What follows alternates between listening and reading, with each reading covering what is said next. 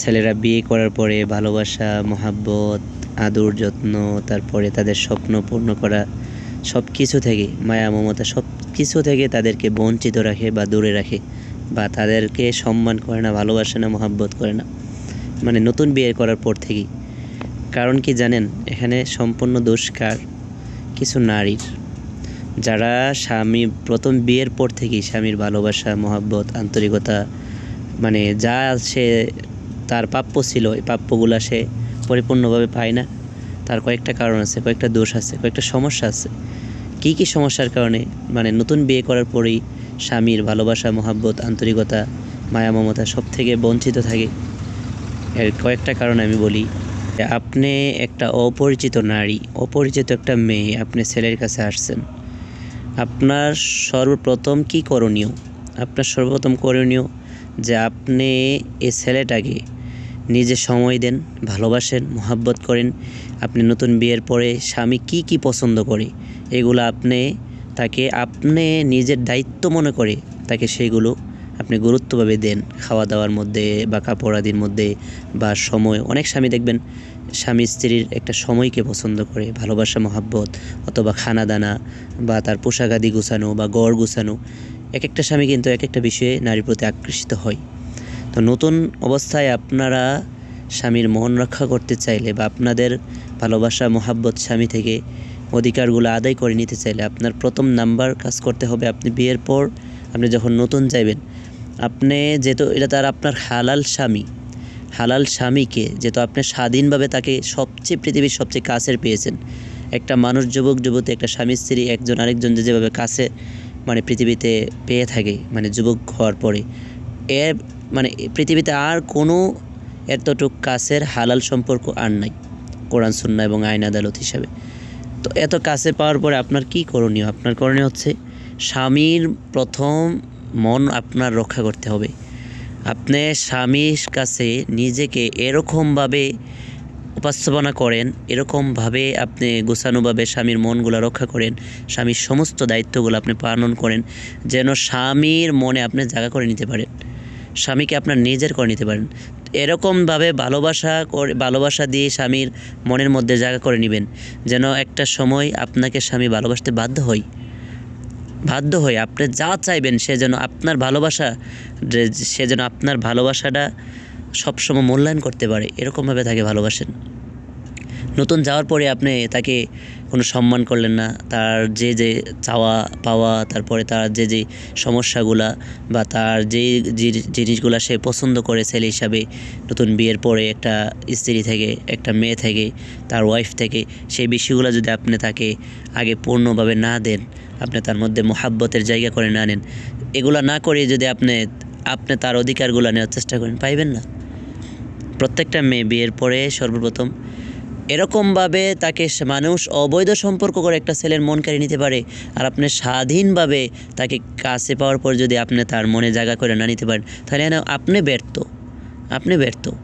কারণ আপনার করণীয় কি? আপনি প্রথম বিয়ের পরে সব দায়িত্ব তার এমনভাবে পালন করবে যে কাজগুলো করলে সে আপনাকে বেশি ভালোবাসবে। অনেক ছেলেরা দেখবেন তার মা বাবাকে বেশি খেদমত করলে, মহাব্বত করলে, মহাব্বত করলে ওই ছেলেরা তার স্ত্রীকে এত ভালোবাসে যে তার জীবনও, সে যদি স্ত্রীর জীবনটাও দিয়ে দিবে।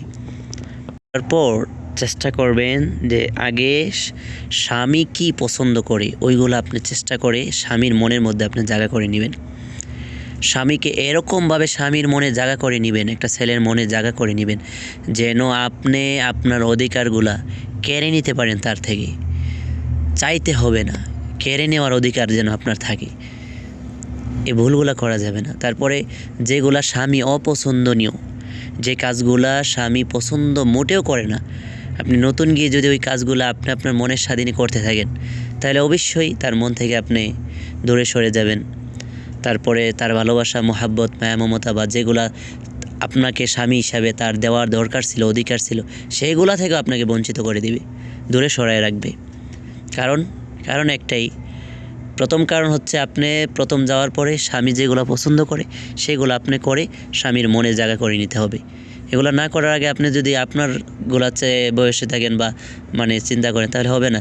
ইদানিং দেখবেন বেশিরভাগ মেয়েরাই, অল্প না মানে বেশি সংখ্যক মেয়েরাই দেখবেন বিয়ের পরে তাদের সুখ শান্তি, তাদের হক, তাদের ভরণ পোষণ, তাদের মায়া মমতা স্বামী থেকে যেগুলো অধিকারগুলো তারা মানে প্রাপ্য অধিকারগুলা যেগুলো প্রাপ্য না অগ্রিম দিবে স্বামী তার ভালোবাসা মহব্বত থেকে, এগুলো তো দূরের কথা, মানে প্রাপ্যগুলা থেকে সে বঞ্চিত, যেগুলো সে পাও না এগুলো থেকে সে বঞ্চিত হয়ে যাচ্ছে, যার জন্য পরবর্তীতে স্বামী স্ত্রীর মধ্যে একটা অনেক মিল মহব্বত ভালোবাসা দূরত্ব হয়ে যায়।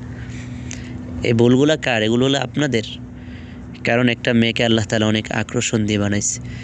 স্বামী যদি তার বাবা মাকে খেদমত করলে, আপনি মেয়ে হয়ে যদি তার বাবা মার খেদমত করলে সে আপনাকে বেশি ভালোবাসে, আপনি প্রথম যাওয়ার পরে তার বাবা মার খেদমত করেন, বেশি বেশি করেন, যেন সে তার মনের মধ্যে আপনি ভালোবাসার জায়গা করে নিতে পারেন।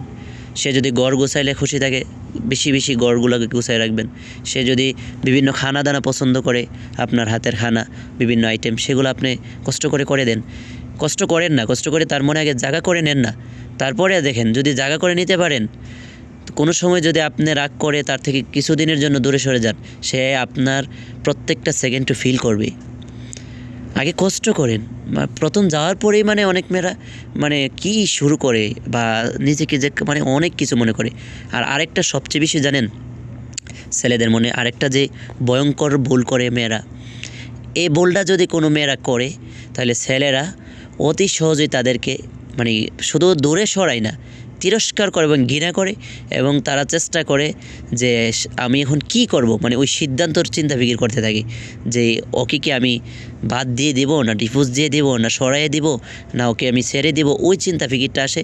একটা ভয়ঙ্কর ভুল আছে, যে ভুলটা হচ্ছে যে বিয়ের পরে কোনো মেয়েরা তার স্বামীর ব্যক্তিগত ফ্যামিলির কোনো ঝগড়া ফাসাদ বা কোনো সমস্যাগুলো স্বামীকে নিয়ে সমাধান না করে তার বাবা মাকে বলতে থাকে, তার বাবা মা ভাই বোনদের কাছে তার পারিবারিক বিষয়গুলা বা পারিবারিক সমস্যাগুলা ওই তার শ্বশুর বাড়িতে, তার নিজের বাড়িতে বলতে থাকে। তার শ্বশুর বাড়ির বিষয়গুলা, স্বামীর বাড়ির বিষয়গুলা, স্বামীর আত্মীয় স্বজনের বিষয়, স্বামীর বাবা মা ভাই বোনের কোনো সমস্যার বিষয়, একসাথে চলতে গিয়ে ঝগড়া ফাসাদ কোনো বিষয়, এগুলা কী করে অনেক মেয়েরা তার মা বাবার কাছে শেয়ার করে। এই বিষয়টা ছেলেরা অনেক ঘৃণা করে এবং অনেক কষ্ট পায়, অনেক মাইন্ড করে, এবং এই বিষয়টা ছেলেরা সহজে সহ্য করতে পারে না। এজন্য এই বিষয়টা থেকে বিরত থাকবেন। এর 3 থেকে 4টা কারণ মেনে চলার চেষ্টা করবেন। ইনশাল্লাহ স্বামীর অধিকার সে না দিলেও আপনি কেড়ে নিতে পারবেন, এবং কেড়ে নেওয়ার মতো আপনার সে ক্ষমতা থাকবে।